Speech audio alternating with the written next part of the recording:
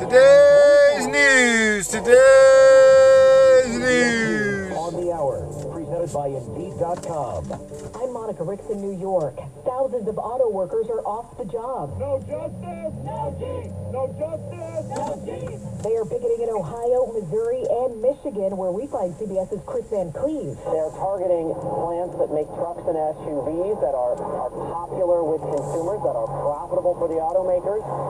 It is, in some ways, a warning shot, saying, this is what we can do at 3 plants. Think about what would happen if we took a larger action. And President Biden says workers deserve a share in these record profits. Workers deserve a fair share of the benefits they help create for an enterprise. I do appreciate that the parties have been working around the clock. When I first called them at the very first day of the negotiations, I said, please stay at the table as long as you can. He's sending officials to Detroit now to help hash out a deal.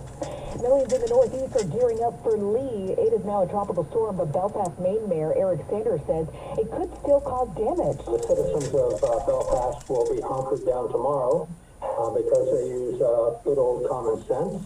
And to let our crews do the work, we're looking at flooding and probably a lot of electrical power loss due to downed trees, due to water saturation already here. New Mexico's governor just changed a controversial gun order. CBS's Christopher Cruz.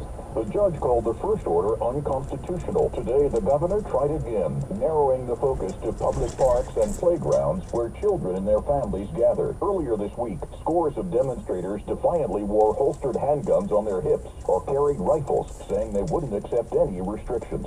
In Georgia, First Lady Jill Biden checked out new cancer research. Ready? Okay. First Lady Jill Biden demonstrates one of the new machines inside the lab here at Emory, which formulates new mRNA drugs. The goal of the project, known as Cure It, is to use the technology to train the immune system to fight cancer and other diseases. This work could change lives. It's all part of the president's cancer moonshot, which has a goal of cutting cancer deaths in half by 2047. Jonathan O'Brien for CBS News, Atlanta. New COVID vaccines could help curb cases this fall. Reporter Alexander Penn. With test positivity and emergency room visits all now plateauing or starting to decline across much of the country, CDC officials told a webinar of clinicians this week that they now have, quote, guarded hope that this latest COVID wave could now be slowing. And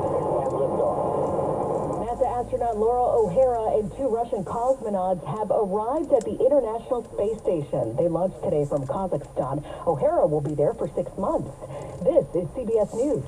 Well, that's today's news. I didn't hear any good news, did you? I didn't think so. I guess it's all about perspective. The glass is half full. Well, as always, I want to thank you again for coming along with me on these Dash Cam News adventures. You know the drill. Peace, love, and all that hippie jazz. Bye-bye, everybody.